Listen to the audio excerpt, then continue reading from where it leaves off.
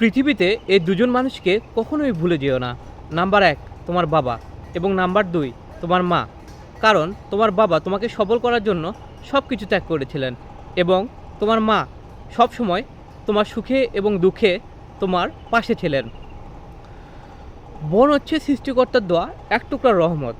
মায়ের পরে যদি আপনাকে কেউ নিঃস্বার্থভাবে ভালোবেসে থাকে তাহলে সেটা হচ্ছে বোন। এজন্য ভাই বোন যখন কথা বলে ফেরেশতা তখন সময়কে থামিয়ে দেয়। আর সবচেয়ে দুঃখের বিষয় হচ্ছে এই দুনিয়ার পর আর কখনোই তাদের দেখা হবে না। 3টি লক্ষণ দেখলে বুঝবেন আপনি সঠিক পথে আছেন। নাম্বার 1, যদি দেখেন আপনার শত্রুর সংখ্যা দিন দিন বাড়ছে। নাম্বার 2, যদি দেখেন আপনার প্রতিবেশীরা চরমভাবে আপনার প্রতি হিংসা করছে। নাম্বার 3, কিছুদিন আগে যে সকল লোক আপনাকে অবহেলা করত সে সকল লোক এখন আপনার সাথে মেশার চেষ্টা করছে। তাহলে বুঝে নেবেন আপনি সঠিক পথে আছেন। ঘুষ দিয়ে চাকরি নিলেন, কিস্তিতে তুললেন গাড়ি, অন্যর সম্পদ মেরে দিয়ে করলেন রাজপ্রাসাদের বাড়ি, অবসরে গেলেন পেনশনে পেলেন, রাখলেন লম্বা দাড়ি, সে টাকা দিয়ে ঘুরে আসলেন প্রিয় নবীজের বাড়ি। কি ভাবছেন জান্নাতে যাবেন? আচ্ছা, জান্নাত কি আপনার মামার বাড়ি?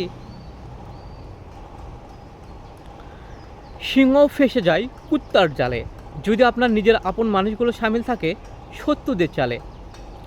এজন্য কথায় আছে, মানুষের মুখের ওপরে মুখোশ থাকে আর মিথ্যে ছবির আয়না। যতই তুমি মানুষ চেনো বেমান চেনা যায় না। একটা বাস্তব কথা কি জানেন? বেশিরভাগ পরিবারে দুজন গাধা থাকে। সে দুজন গাধাকে জানেন?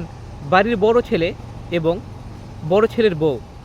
একজন টাকা ইনকামের জন্য বাইরে খেটে মরে, একজন সংসারের কাজে খেটে মরে, অথচ দিন শেষে তাদের অবদানের কোনো মূল্য থাকে না। কথাটা কি ঠিক বললাম? অবশ্যই কমেন্টে জানাবেন।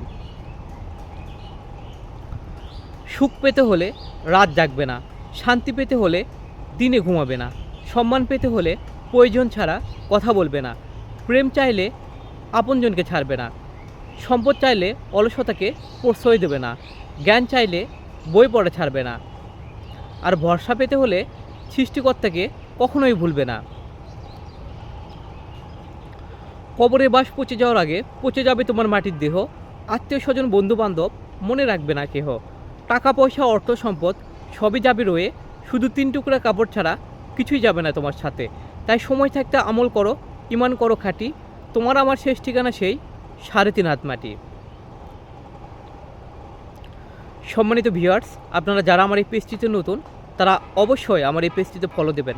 আর আমার এই পেজটির ভিডিওগুলো যদি আপনাদের ভালো লেগে থাকে অবশ্যই লাইক, কমেন্ট এবং শেয়ার করে অন্যদের দেখার সুযোগ করে দেবেন। আপনাদের সবার সুস্থতা এবং দীর্ঘায়ু কামনা করে আজকের এই ভিডিওটি এখানে শেষ করছি। আল্লাহ হাফেজ।